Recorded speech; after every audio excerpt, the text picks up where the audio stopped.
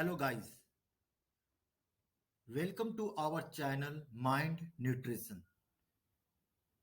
यहाँ पे हम लोग स्टॉक मार्केट की सारे इंटीग्रिटीज को स्टेप बाय स्टेप समझने की कोशिश कर रहे हैं, क्योंकि हम सभी को पता है कि अगर हमें पैसा कमाना है तो हमें स्टॉक मार्केट में इन्वेस्ट करना पड़ेगा, और जो इन्वेस्टमेंट हमेशा रिस्की है, और यही risky is the major concern of the investors. दुनिया में बहुत सारे लोग के पास पैसा होता है और उन्होंने देखा भी है कि शेयर मार्केट ग्रो कर रहा है, इंक्रीज कर रहा है, फिर भी वो पैसा नहीं लगा पाते हैं क्योंकि उनके अंदर थोड़ा सा डर रहता है। डर क्यों होता है? डर सिर्फ इसलिए होता है क्योंकि उनको स्टॉक मार्केट के बेसिक या सिस्टमेटिक नॉलेज किसी ने नहीं दिया है।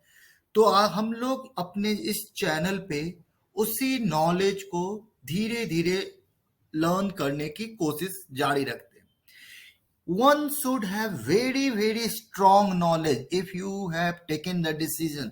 अगर आपने डिसीजन ले लिया है कि आपको इन्वेस्ट करना है, ट्रेडिंग की बात मैं नहीं कर रहा हूं, मैं सिर्फ बोल रहा हूं इन्वेस्ट करना है लॉन्ग रन में, शेयर मार्केट से, स्टॉक मार्केट से आपको पैसा कमाना है, तो उस कमाने के लिए आपको स्टॉक मार्केट का नॉलेज लेना होगा। वंस आप अपने पैसे को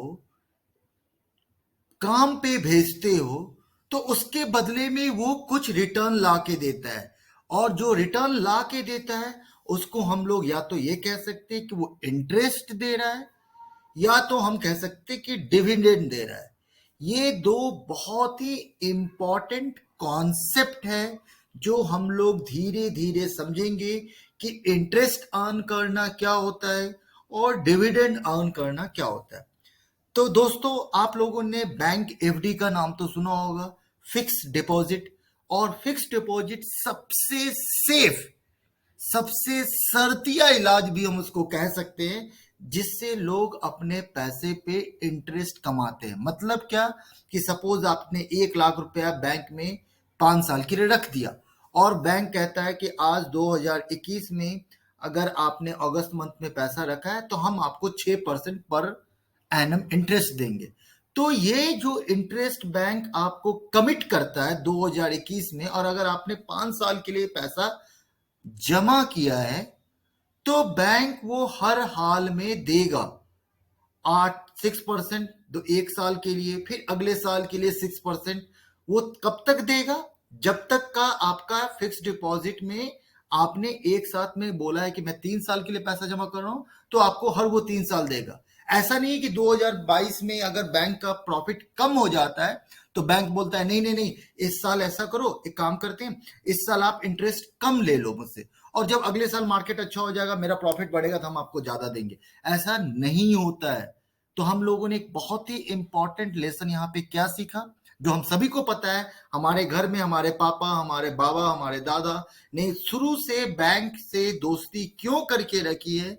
क्योंकि अगर वो अपने इन्वेस्टमेंट को बैंक के द्वारा एफडी करते हैं, मतलब फिक्स डिपॉजिट करते हैं, तो उनको एक फिक्स्ड रिटर्न मिलेगा ही मिलेगा, जिसमें कोई बदलाव नहीं आता है। अब हम आते हैं दूसरे इंपॉर्टेंट कॉन्सेप्ट पे, जिसको हम लोग कहते हैं डिविडेंड। ये जो वर्ड है डिविडेंड, ये हमारे बाबा, दादा, पापा के इन्वेस्टमेंट डिसीजंस में उतना इंपॉर्टेंट रोल प्ले शायद नहीं करता था। क्यों नहीं करता था? क्योंकि अगर आप लोगों ने बचपन से अपने घरों की बात सुनी होगी तो आपने देखा होगा वो हमेशा इंटरेस्ट कमाने की बात करते थे। अगर उनसे कहा जाए कि पैसे को काम पे भेजो, तो उनका सिंपल मतलब ये होता था, पैसे को काम पे भेजो और पैसा इंटरेस्ट लेके आए। लेकिन डिविडेंड कमाना कैसे अलग होता है, सिंपल लैंग्वेज में इसको समझते हैं, इसमें कुछ ज्यादा टेक्निकल नहीं करते, सिंपल लैंग्वेज में समझते हैं। अगर हमने अपना पैसा किसी कंपनी में डाला, सपोज करो आप लोगों ने अपना पैसा टाटा मोटर्स में डाल दिया है, आपने अपना पैसा इन्फोसिस में डाल दिया है, या आपने अपना पैसा टीसीएस में डाल दिया। अब टीसीएस में आपने अपना पैसा डाला और आपने पैसा डाल के इन्वेस्ट करके वेट कर रहे हो, और कंपनी प्रॉफिट अर्न कर रही है। क्या अर्न कर रही है? प्रॉफिट अर्न कर रहे हैं। आपने देख रहे होगे हर साल उनका क्वार्टरली रिजल्ट आता है, एनुअल रिजल्ट आता है, और उसमें उनका प्रॉफिट दिखाता है, वो बढ़ रहा है या वो घट रहा है। अगर कंपनी प्रॉफिट अर्न कर रही है और उनके जो प्रॉफिट वो अर्न कर रहे हैं, उस प्रॉफिट अर्न पे कंपनी आपको पे करती है। किसको पे करती है? आपको क्यों पे करेगी? क्योंकि आप उसके शेयर होल्डर्स हो, और शेयर होल्डर्स का मतलब क्या? कि आप उसके मालिक हो। और जिस तरीके से कंपनी के मालिक, सपोज करो आप मुकेश अंबानी हो रिलायंस के लिए, सपोज आप नारायण मूर्ति हो इन्फोसिस के लिए, अजीम प्रेम जी हो विप्रो के लिए, उसी तरीके से आप भी उस कंपनी के मालिक बन जाते हो जिस कंपनी का आपने शेयर लिया है। कितना मालिक बनते हो? जितना परसेंट आपने शेयर लिया है। तो अगर कंपनी ने प्रॉफिट अर्न किया तो उसके लिए वो आपको इंटरेस्ट पे नहीं करती है, उसके लिए वो आपको क्या पे करती है? जिसको कहा जाता है डिविडेंड। जब वो डिविडेंड आपको पे करती है, यहां पे रेट ऑफ रिटर्न फिक्स नहीं होता है। फिक्स नहीं होता है मतलब क्या? जैसे हमने कहा बैंक में एफडी करते हो और अगर आपको 6% का रिटर्न बताया जाता है तो उसको हम लोग फिक्स मानते हैं। लेकिन जब आप शेयर खरीदते हो कंपनी का, उसको होल्ड करते हो, तो वहां पे रेट ऑफ रिटर्न कभी भी फिक्स नहीं होता है। जितना ज्यादा प्रॉफिट उतना ज्यादा डिविडेंड। अगर प्रॉफिट कम, डिविडेंड कम। अगर लॉस तो कोई डिविडेंड नहीं। अगर और प्रॉफिट तो सर्टेन रिजल्ट। तो इसका मतलब यहाँ पे हम लोग दो बहुत ही इंपॉर्टेंट लेसन सीखे। अगर आपको अमीर बनना है तो आपको अपने पैसे को काम पे लगाना होगा। पैसे को काम पे लगाना एक जो बहुत ही ट्रेडिशनल, हम कह सकते हैं least risky and least rewarding जो तरीका है, वो है पैसे को आप बैंक में डाल दो। बैंक पे आपको सर्टेन फिक्स्ड इंटरेस्ट रेट मिलता है, और जिस पे फिक्स रहता है, कोई ज्यादा रिस्क नहीं होती है, और आपको पता है कि आपको अपने इन्वेस्टमेंट पे 5% या 6% या 7% इतना आपको मिलेगा ही मिलेगा। दूसरा एक तरीका होता है जो आप लोगों ने आजकल के इन्वेस्टर्स के मुंह से सुना होगा, जो अपने इन्वेस्टमेंट के कारण रिच बने हैं, इन्वेस्टमेंट के कारण मिलियनर्स बने हैं। जैसे हम लोगों ने अपने लास्ट वीडियो में नाम लिया था इंडिया में कुछ नाम, जैसे राकेश झुनझुनवाला हुए, या हम राधा किशन दमानी हुआ, या आप किसी की भी बात कर सकते हो जिनके पास कुछ इन्वेस्टमेंट से जिन्होंने पैसा कमाया है। वो पैसा वो शेयर में इन्वेस्ट करके कमाते हैं, जो कंपनी उनको डिविडेंड के रूप में देती है। यहाँ पे ये बात हमेशा ध्यान रखना, डिविडेंड कभी भी फिक्स नहीं होता है, और डिविडेंड डिपेंड करता है डायरेक्टली कि कंपनी ने जितना प्रॉफिट अर्न किया है, आपको उस परसेंटेज के रूप में वो डिविडेंड देती है। अगर कंपनी प्रॉफिट नहीं अर्न कर पाती है तो आपको डिविडेंड नहीं मिलेगा। इसके बाद हम आगे चलते हैं। अगर आपने इन्वेस्टमेंट में करने के लिए आपने स्टॉक मार्केट में इन्वेस्ट किया, तो दो इंपॉर्टेंट कॉन्सेप्ट हैं, short term capital gain, long term capital gain.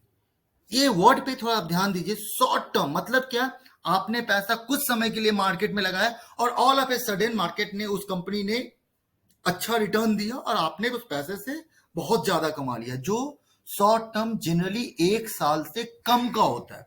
Short term capital gain पे आपको गवर्नमेंट को टैक्स पे करना पड़ता है, और ये टैक्स रेट हमेशा हाई होता है, लेकिन फिक्स नहीं होता है। फिक्स नहीं होता है मतलब क्या? कि गवर्नमेंट इसको अपनी रिवाइज करती रहती है कि शॉर्ट टर्म पे आपको कितना टैक्स पे करना है। लेकिन आप अगर बड़े बड़े इन्वेस्टर्स को फॉलो करोगे, उनके इन्वेस्टमेंट स्ट्रैटेजी से कुछ सीखना चाहोगे, तो आप क्या देखोगे कि अच्छे इन्वेस्टर्स जो होते हैं, जिनको पैसा का इंपॉर्टेंस समझ में आता है, उनको ये भी बात वो ध्यान रखते हैं कि वो अपने पैसे पे टैक्स लीगल तरीके से कैसे बचाएं। तो लीगल तरीके से टैक्स बचाने का, पहले तो इंडिया में long term capital gain tax नहीं लगता था, आजकल ये लगना चालू हुआ है, लेकिन वो भी हमेशा शॉर्ट टर्म कैपिटल गेन से कम ही रहता है। मेरे मत कहने का मतलब क्या है, थोड़ी से आराम से समझते हैं। आपने अपना कुछ पैसा, सपोज 1 लाख रुपया किसी स्टॉक में लगा दिया। इस 1 लाख रुपया लगाने के बाद अगर आपने उसमें से 1 साल के अंदर 25,000 रुपया कमाया, और आपने 1 साल के अंदर वो पैसा स्टॉक से बाहर निकाल लिया है, तो आपको सरकार को क्या पे करना पड़ेगा? Short term capital gain tax.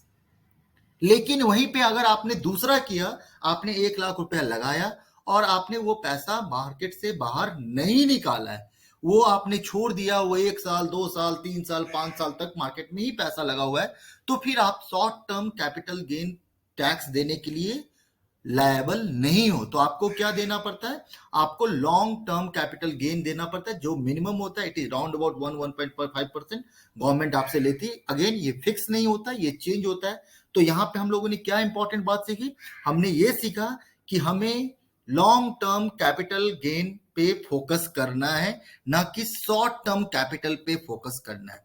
उसके बाद हम लोग लास्ट पार्ट पे आते हैं, जहां पे अगर हम बात करते हैं लॉन्ग टर्म और शॉर्ट टर्म को थोड़ा डिफरेंशिएट करके समझने की कोशिश करते हैं, तो 24 महीना जनरली अगर हम एक डिस्कशन से बात करते हैं, हमारा कोई भी इन्वेस्टमेंट अगर 24 मंथ से लेके 36 मंथ के अंदर का है, तो उसको हम कहते हैं शॉर्ट टर्म कैपिटल गेन, मतलब 2 साल से लेके 3 साल के बीच का है, तो वो शॉर्ट टर्म कैपिटल गेन के चक्कर अंदर आता है। लेकिन अगर हम लॉन्ग टर्म कैपिटल गेन की बात करते हैं, तो वो 24 महीना से लेके 36 महीना तक आता है। लेकिन यहाँ पे अगर आपने उस पैसे को होल्ड किया, जैसा कि मैंने अपने पिछले वाले स्लाइड्स में कहा था कि अगर आप उसको 1 साल से ज्यादा तक रखते हो, तो वो शॉर्ट टर्म कैपिटल गेन, कम तक रखते हैं तो शॉर्ट टर्म कैपिटल गेन, अगर ज्यादा रखते हैं तो वो शॉर्ट टर्म में नहीं होकर लॉन्ग टर्म में चला जाता है। सो यहाँ पे आपने सेकंड में देखिए, holding is less than 12 months in short term, but यहाँ पे लॉन्ग टर्म में क्या, your holding is more than 12 month. और यहाँ पे आपका रेट ऑफ टैक्सेशन क्या होता है, कि रेट ऑफ टैक्सेशन जो government long term capital gain पे लेती है, वो हमेशा गवर्नमेंट चेंज करती रहती है, रिवाइज करती रहती है। So that's all from this lesson. तो हमने आज अपने वीडियो में क्या सीखा, हमने अपनी इस वीडियो में सीखा कि अगर आपको पैसा कमाना है, तो आपको अपने जितनी भी पैसे उसको काम पे लगाना होगा। काम पे लगाने का बहुत लोगों के पास सिंपल तरीका होता है, जो हमारे पूर्वज यूज करते हैं, करते हैं, और वो लिस्ट रिस्की है, जिसको कहते हैं बैंक में इन्वेस्ट करो और आपको इंटरेस्ट मिलेगा, और वो इंटरेस्ट हमेशा फिक्स होता है लेकिन कम होता है। दूसरा, आजकल के अमीर लोग इन्वेस्टर्स जो यूज कर रहे हैं, जिनका रिटर्न हाई होता है लेकिन थोड़ा रिस्की होता है, उसको कहते हैं पैसा स्टॉक्स में इन्वेस्ट करो, और जिसपे आपको इंटरेस्ट नहीं मिलता है, आपको डिविडेंड मिलता है। तो आज के लिए बस इतना ही। चैनल पे जुड़े रहने के लिए धन्यवाद। Thank you so much.